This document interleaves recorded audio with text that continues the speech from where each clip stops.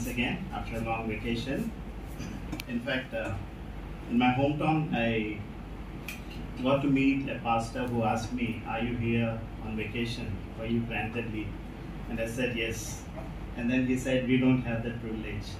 So I indeed count it as a privilege. I'm so grateful to God for the Board of Elders and to the entire church for giving me a much needed break, very refreshing to be with my parents along with Sony and Anurag.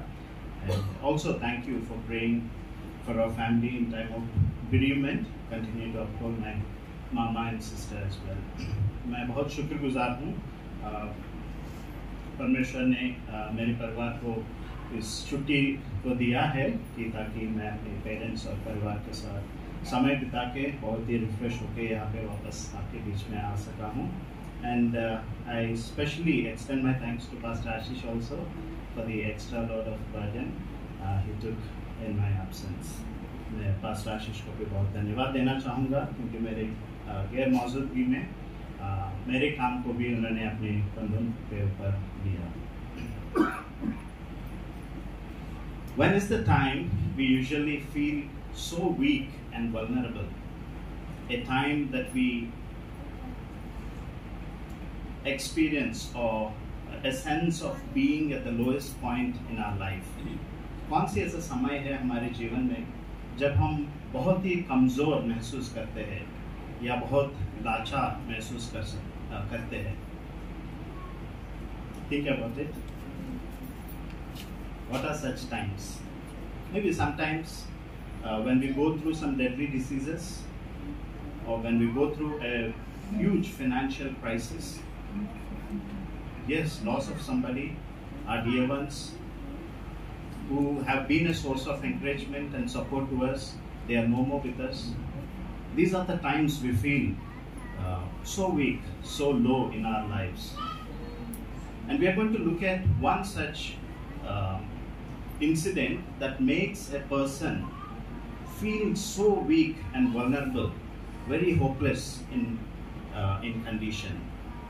Especially in time of betrayal by our own dear ones, the most trusted ones. एक ऐसे समय होता है इंसान के जीवन में जब अपने ही लोगों से धोखा खाते हैं, वो इंसान टूट जाता है, चकनाचूर हो जाता है. And it is interesting to notice that it is internal crisis that proves to be more painful even than the external threats that can seem to frighten us. कई बार ऐसा होता है कि जो दूसरों से या बाहर से जो संकट हम आता है उससे भी अधिक कठिन समय तब होता है जब अपने ही लोग हमारे खिलाफ खड़े हो जाते हैं. And David had such an experience in his lifetime when he was betrayed by his own son Absalom, and when his own people, the very people Israel who chose him, who received him to be a king, have turned against him. Dawood के जीवन में भी एक ऐसा समय था जब उसका खुद का बेटा, अपना ही खून अब्सालोम उसके खिलाफ खड़ा हो गया था, और वही लोग जो इस्राएली दाऊद को स्वीकार किया था एक राजा के रूप में, वो भी दाऊद के खिलाफ खड़े हो गए थे. Before looking into the psalm that was read today, we shall go to the background to understand what this psalm meant for David and what was his condition. The background is found in the book of 2 Samuel chapter 15, and if somebody can read from verse 6, दूसरा समूएल की पुस्तक 15 अध्याय और 6वां पद कोई पढ़े. Absalom behaved in this way towards all the Israelites who came to the king asking for justice, and so he stole the heart of the people of Israel. Hindi में तो पढ़ें. अतः इस्राएल के जितने लोग राजा के पास न्याय के लिए आते, उन सब के साथ वो ऐसे ही करता था. इस प्रकार अब्शालोम ने इस्राएल के लोगों का मन मोह लिया. Absalom was working very hard he gets up very early in the morning, and then he gathers around 50 people to be with him, and he goes to be at the very entrance of the city, and then whoever enters into the city seeking justice from the king, he goes on to meet them.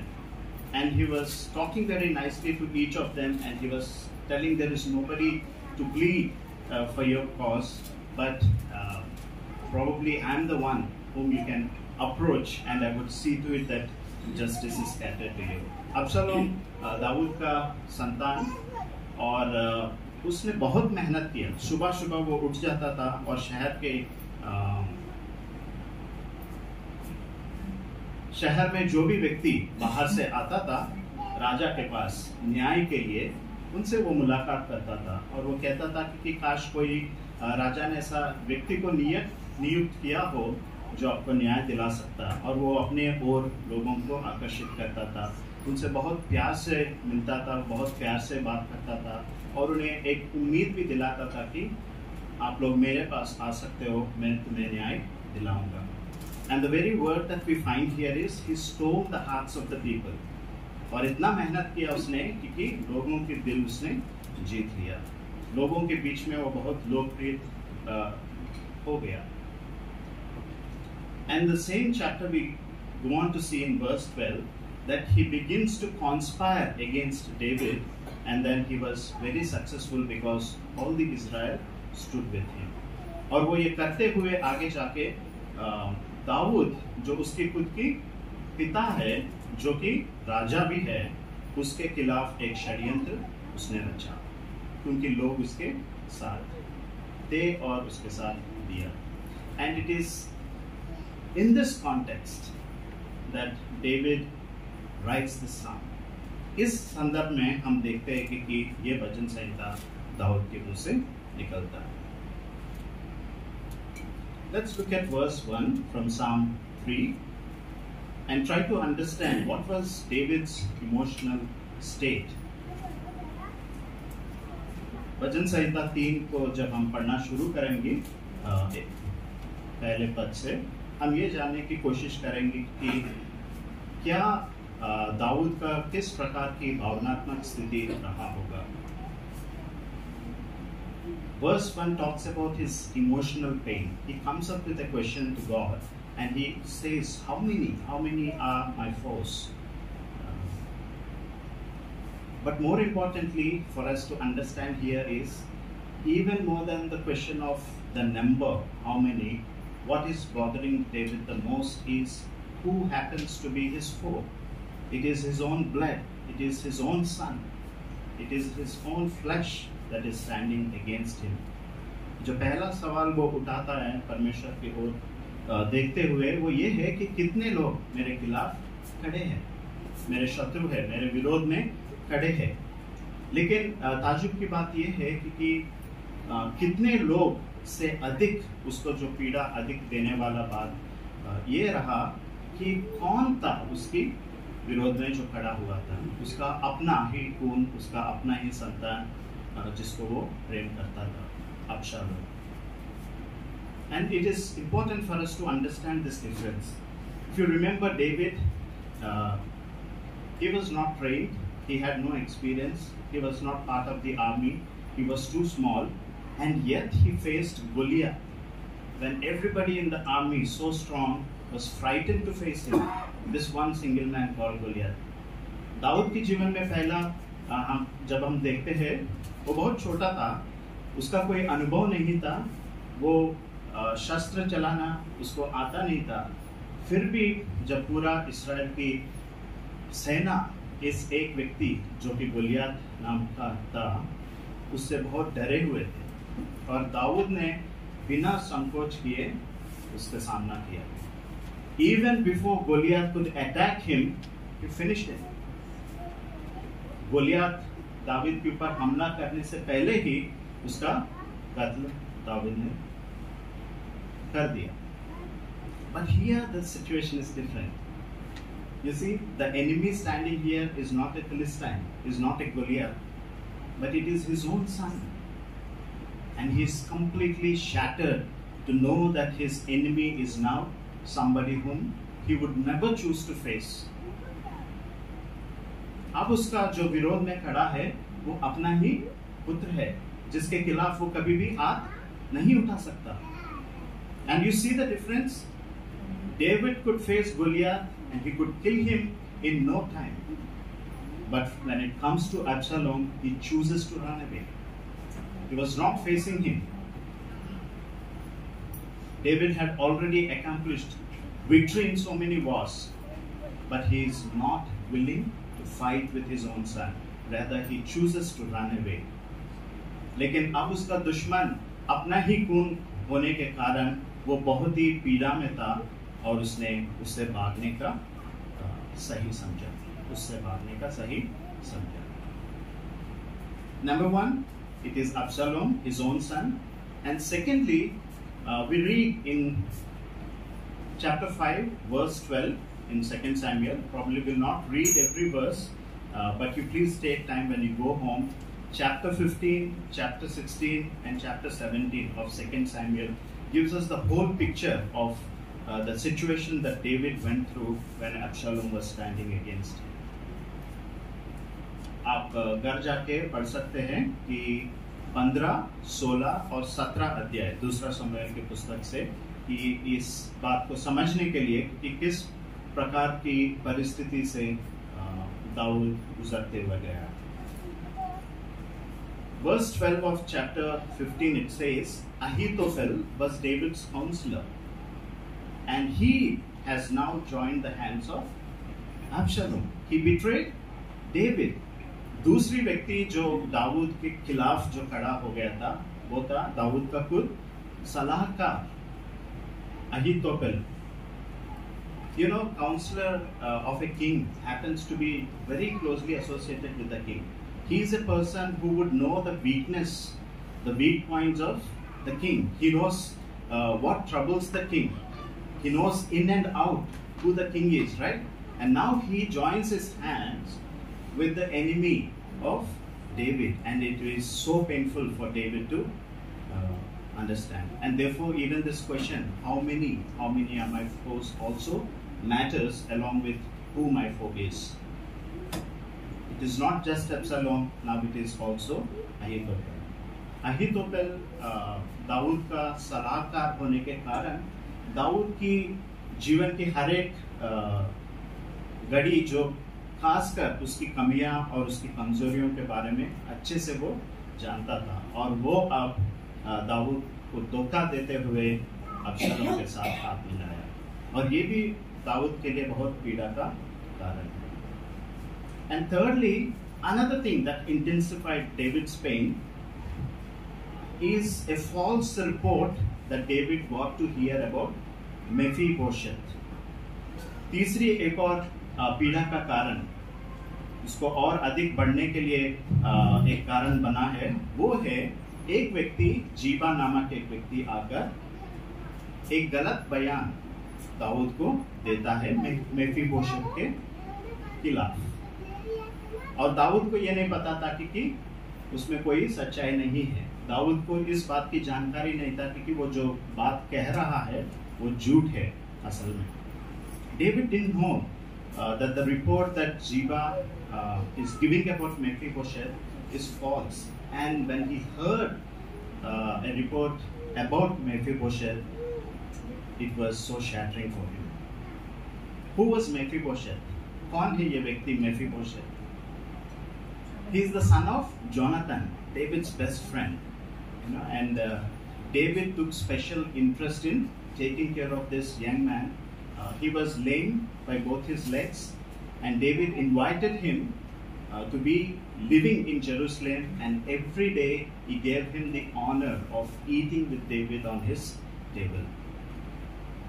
Mephibosheth योनातान का संतान था, जो कि योनातान दाऊद का बहुत करीबी मित्र था, और दाऊद ने उसको इतना सम्मान दिया, दोनों पैरों से वो लंगड़ा था, लेकिन फिर भी दाऊद ने अपने मेज पर बैठकर हर दिन उसके साथ भोजन करने का सम्मान उसे दिया था. And Maybe it's good that we read from this verse. 2 Samuel chapter 16 and verse 3. Can someone read? This is what Ziba says about Mephibosheth. 2 Samuel chapter 16 verse 3. The king then asked, "Where is your master's grandson?" Ziba said to him, "He is staying in Jerusalem, for he thinks someday the Israelites will restore to me my father's kingdom." Yes. इस पर राजा ने कहा, और तेरे स्वामी का पुत्र कहाँ है? तब सीबा ने राजा को उत्तर दिया, देख वो यरूशलेम में ठहरा है, क्योंकि उसने कहा, आज इस्राएल का घराना मेरे पिता का राज मुझे लौटा देगा। See what Ziba says? He gives a false report, but he says that, in fact, David asks Ziba, "Where is your master? Where is Mephibosheth?" And then he says, he's sitting in Jerusalem, and now he thinks it's the right time that he will be anointed as king in your place. He is thinking that now God will restore his kingdom, which was taken away from his grandfather Saul. वो एक झूठा बयान देता है कि मेफीबोशेथ यरूशलेम में ही रहा, वो मेरे साथ नहीं आया, वो इस कारण कि वो अब इंतजार कर रहा है कि उसकी जो पिता की जो थ्रोन को क्या कहते हैं, राज्य उसको दिया जाएगा। कहने का मतलब है कि दाऊद की जगह अब वो अपने आप को देखना चाहता है। And David must have shattered hearing about it, knowing not the truth in it, And then there is another thing. Fourthly, in chapter 17 and verse 24, finally what we get to see, a bigger picture is, now Absalom comes to face David along with all the men of Israel. That verse says, all the men of Israel are with Absalom. Absalom managed to influence all the tribes of Israel to choose to stand with him and to choose to stand against David. और अंत में हम देखते हैं 17 अध्याय का 24 पद में कि ना सिर्फ ये 3 लोग बल्कि जितने भी इस्राएल के लोग थे उनमें से अधिक लोग अब्शलोम के साथ उन्होंने दिया था. And these are all the reasons because of which David is praying to God, how many are my foes? It is an internal crisis. It is many at times easy to face an external threat. If it happens to be Philistines or somebody, enemies outside Israel, Israel would be one in facing them. But now we see an internal crisis, not just a crisis within the family of David, but in the whole nation of Israel. A majority stands against David. And in verse 2, we read, there is an additional pain. It is more than the betrayal of his own. It is about what they are now going to say in the name of God. Can somebody read from verse 2 of Psalm 3? When you are saying of me, what will you want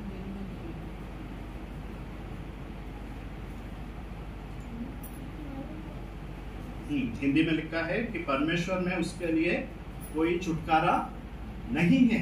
अब लोग कहने लगे कि अब परमेश्वर दाऊद के साथ नहीं है, परमेश्वर में दाऊद के लिए कोई छुटकारा नहीं है. People are now have begun to say that now God has left David for his own fate. God is not going to save David anymore. He is going to be ruined.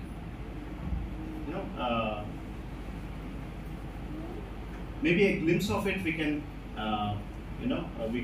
we get to see it in 2 Samuel chapter 16 and verse 8. There is a man called Shimei, and he curses David. He is from the tribe of Saul, the Benjaminite. He comes against David and his people. He pelts stones on them. He curses David and he says, this is what he says. Can somebody read from chapter 16 of verse 8?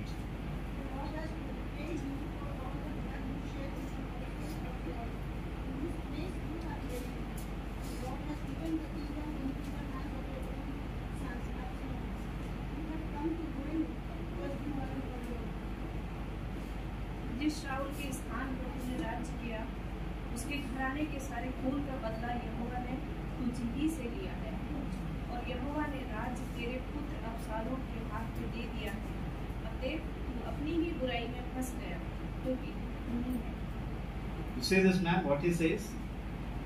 Again, there is no truth in what he claims. The allegation that he puts on David is not true. It is not David who killed Saul and his family, right? Am I right? Do you think so? Is it David who killed Saul and his family? No, it is God. But this man, Shimei, says, you are responsible for the blood of Saul and his family, and now God is going to avenge for the blood that you have shed. A claim with no basis, an untrue allegation, but very strong words. He says God is going to repay blood for blood, and you are finished. You are ruined now because God is standing against you. That is what he says. ये व्यक्ति शिमी जो है, दाऊद और उसके साथ जो लोग थे, उन्हें शाप देते आया था, उनके ऊपर पत्थर फेंक रहा था, और वो कहता है कि तूने शाऊल और उसके परिवार को मार दिया है, और अब यहोवा तुम्हें सबक सिखाने वाला है. When somebody takes the name of God and puts an allegation on you, when someone says that God is against you, God's hand is not going to bless you anymore, but is going to curse you, these are very dangerous words. It causes so much of pain for us. And you can understand the kind of emotional state that David was going through. इन सब चीज़ों से बहुत ही भावनात्मक स्थिति से दाऊद गुजर रहा था. And right after these two questions, how many are my foes? And what is it that they say that God is against me? And David goes on to turn his eyes upon God, and now he articulates who God is to him and how he is going to relate with him. ये सब होने के बाद भी अब दाऊद यहोवा की ओर देखता है और इस बयान को देता है कि आखिर यहोवा उसके लिए है कौन. Verse 3, very interesting. He says, God is my shield. In spite of everybody turning their face against David, in spite of the big claims that people have taking the name of God against David, David claims that God remains to be his shield. You know, David was not all alone, even at this point of time. There were some good people who stood with him, his own people, some of them, and not his very own, but they were non-Israelites, but they are his special bodyguards. His troops, some of his troops were with him. And David was not alone. And it is seen in chapter 16 and verse 6 that there were troops, and then there was also a special guard on the right and left side of David. David was surrounded by valiant men, very brave people. And this special guard is equipped even to be executioners in times of national threat. They are very specially skilled.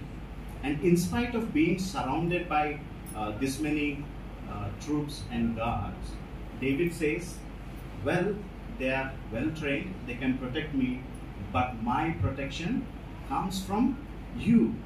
You, the God, my God, happens to be my shield. Dawood की चारों तरफ उसकी अंगरक्षक और सुरक्षा बल खड़ा था उस समय भी, जब दाऊद अबशालोम से भाग के जब जाने लगा. लेकिन उसके बावजूद भी दाऊद कहता है कि परमेश्वर यहोवा ही मेरा ढाल है. Shield is a very important part of the armor, that every soldier has. Despite having the armor, full armor, shield is something that can protect you from anything that is still exposed. And he compares God to be as somebody, who can fill that gap and who alone can protect him from any sort of danger. Second thing he says about God is in the same verse.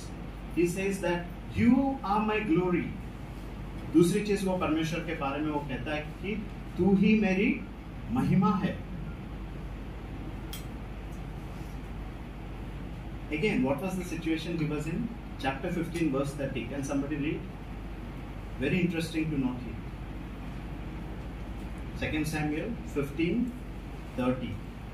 David went up by the ascent of Mount Olivet and wept as he went up, and had his face covered, and he went barefoot. And all the people that was with him covered every man his head, and they went up weeping as they went up.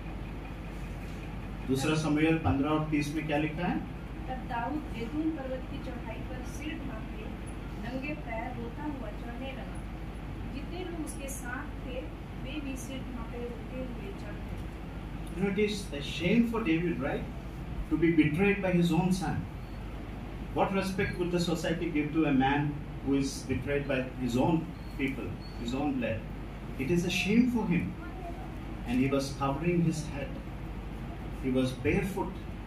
And he was weeping when he was walking around. Not just he, all the people who were with him.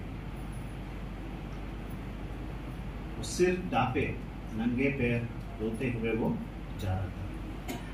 वो बहुत ही शर्मिंदगी से वो भरा हुआ था क्योंकि उसका खुद का ही बेटा उसको धोखा दिया उसके खिलाफ. And in that condition, David says, God, you are my glory. You are my glory. You are going to lift this head that is now bent down. You are going to lift it high. वो कहता है कि परमेश्वर मेरा sir झुका हुआ है, ये सच है, मैं शर्मिंदा हूँ, लेकिन तू मेरी महिमा है और तू मेरे सर को उठाएगा, ऊंचा करेगा. And third thing he says about God is in verse 4. He says, God, you are my assurance. He says, when I call out to you, you would hear me from your holy mountain and you will answer me. That is the kind of assurance he has in God, that if he calls him, our God, my God is a God who responds. Again, 1 Samuel chapter,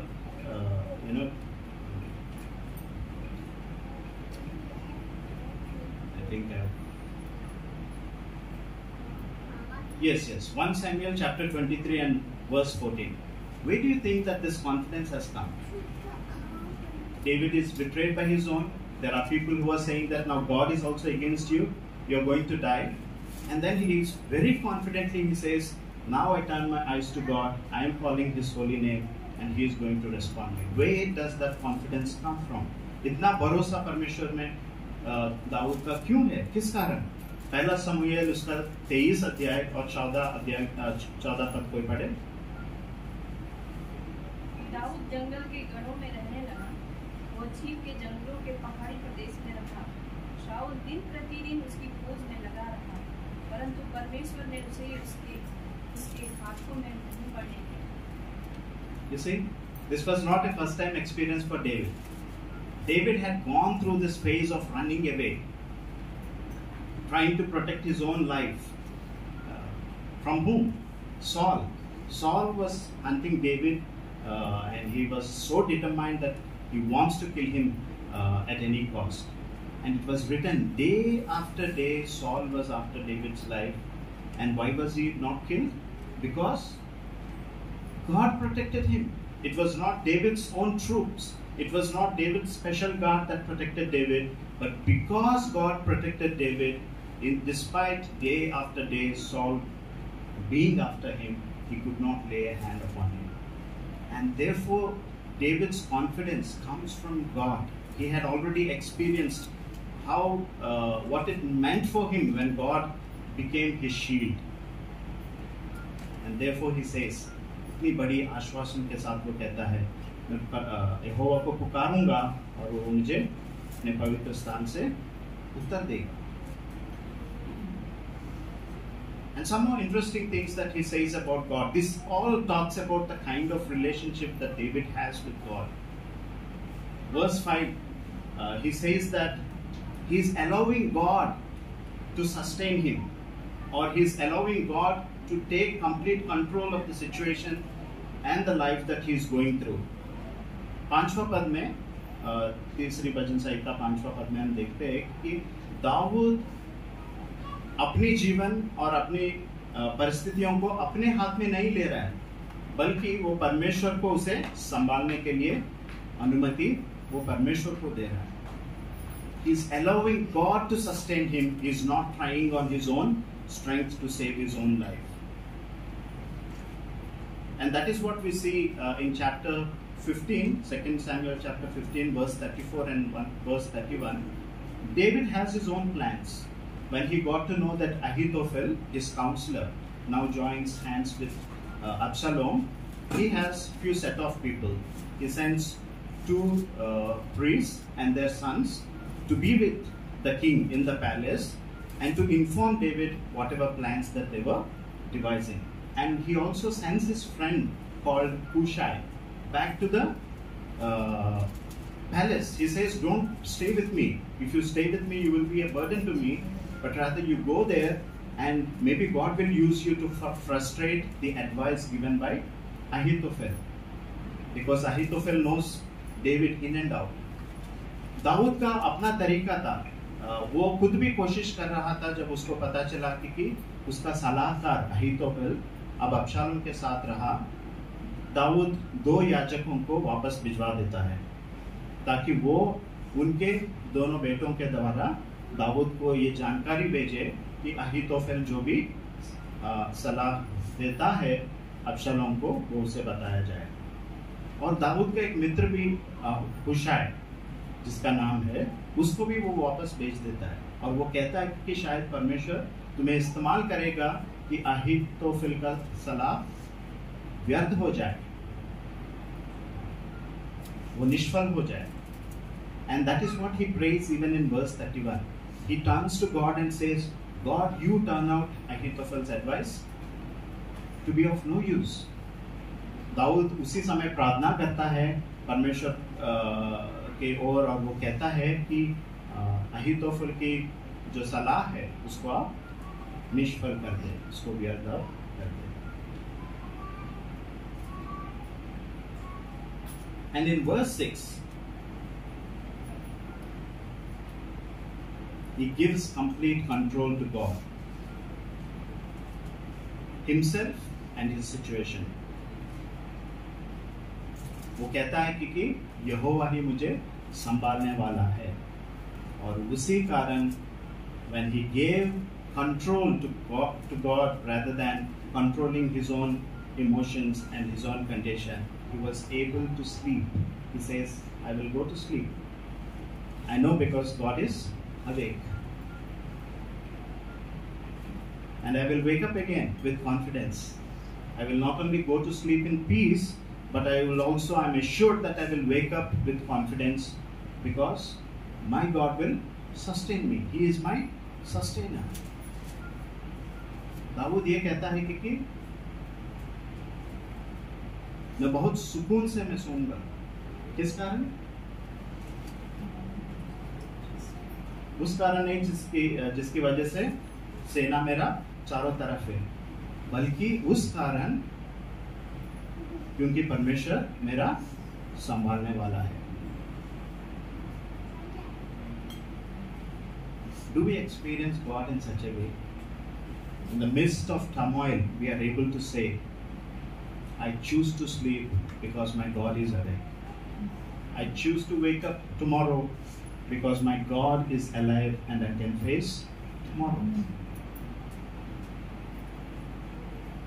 You know, when we were going to my hometown, we got down at Hyderabad and we took a train overnight to reach my hometown.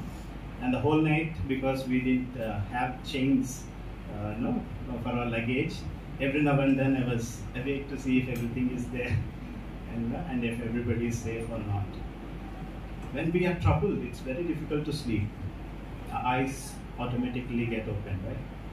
But when we are assured of our relationship with God, that God is the one who sustains us, that is when we go to sleep in peace. And that is when we get up with confidence the next day.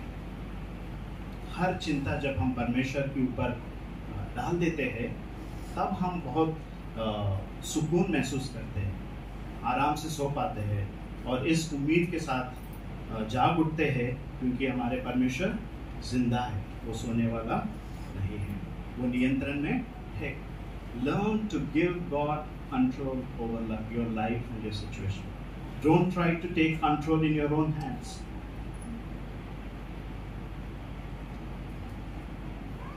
And what else was David's response? How was he coping up? Dawood का और क्या प्रतिक्रिया रहा अपने आप को संभालने के लिए? Verse 7, he says, "Let God deal with my enemies. I am not going to deal with them." Who was David? He was a king, right? The man of the highest authority. Who can stop him from punishing anybody he wants? But he chooses not to avenge anybody. He says, "I leave it in the hands of God. My God will fight on my behalf." 7वां पद में वो कहता है, यहोवा मेरे तरफ से मेरे विरोधियों को सिखाएगा। वो He is not raising his hand upon them. He is not retaliating.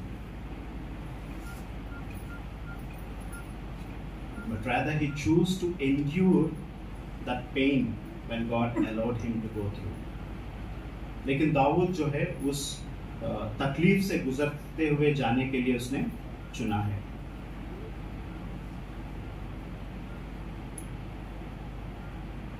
And we have a greater example in Christ, right? Of course, David uses certain language which may be a little discomfort for us when he says, "You break the jaws of my enemy." You know? Yeah. We need to understand the times that David was living. He was a king.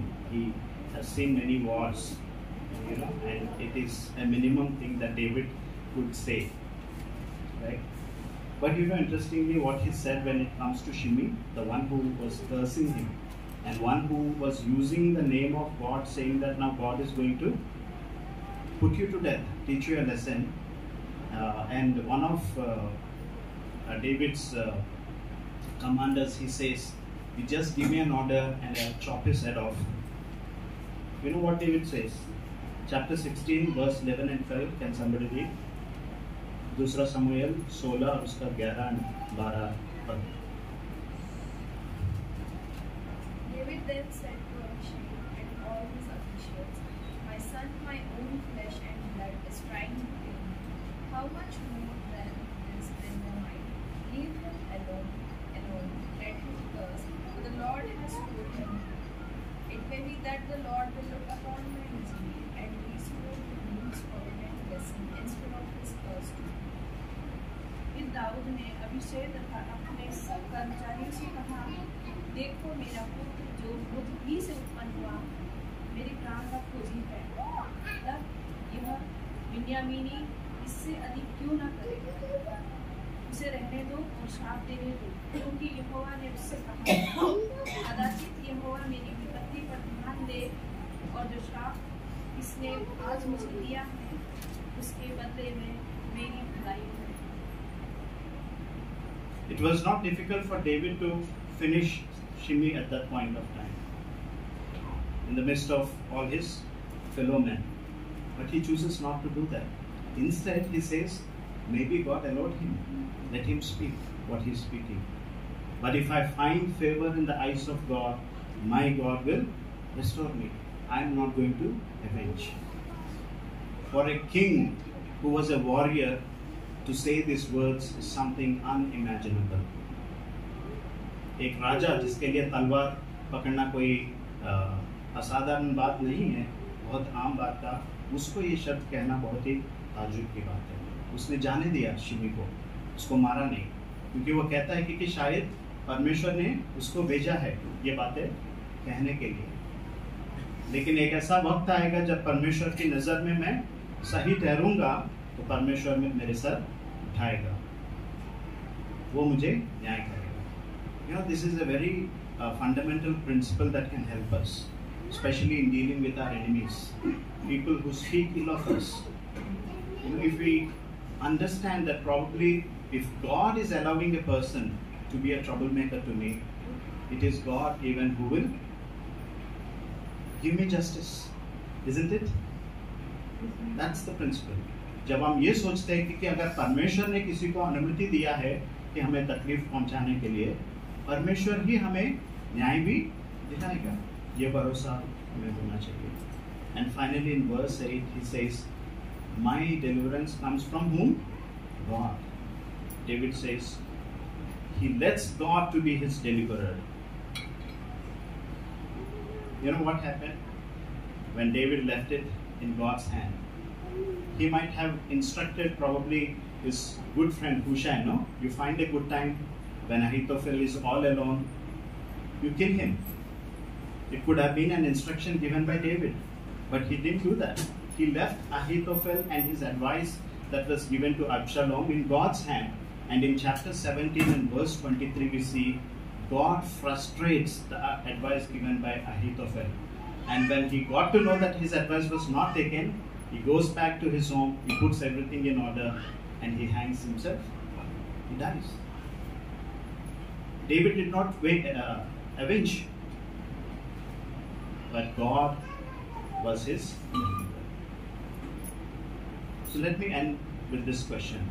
Who is God for us? Who is God to you? Who is God to me? Is he my shield, my glory, my assurance, my sustainer, my deliverer? Is this the kind of relationship that we share with God? That even in the midst of the weakest point of our life, the lowest point of our life, when we are vulnerable, helpless and hopeless, we are able to say, God, you are my shield, you are my glory, you are my assurance, you are my sustainer, and you are my deliverer. Let's pray. Father, we worship you, we adore you, for you are a living God, a God who never slumbers, who never sleeps, a God who is alive, who rose from the dead. We are so privileged to have you in our lives as our Father. Lord, let it also be our experience like David, Father, even in the time of betrayal by our own people, whom we have trusted so much in our lives, O Father, we would be in a position to count on our relationship with you, on who you are to us, O Father, to be able to understand that you are our shield, that our assurance comes from you, that you are our sustainer, that you are our deliverer. Help us to be able to nurture our relationship to that extent, that in our weaknesses, your strength may be manifested. In Jesus' name, amen.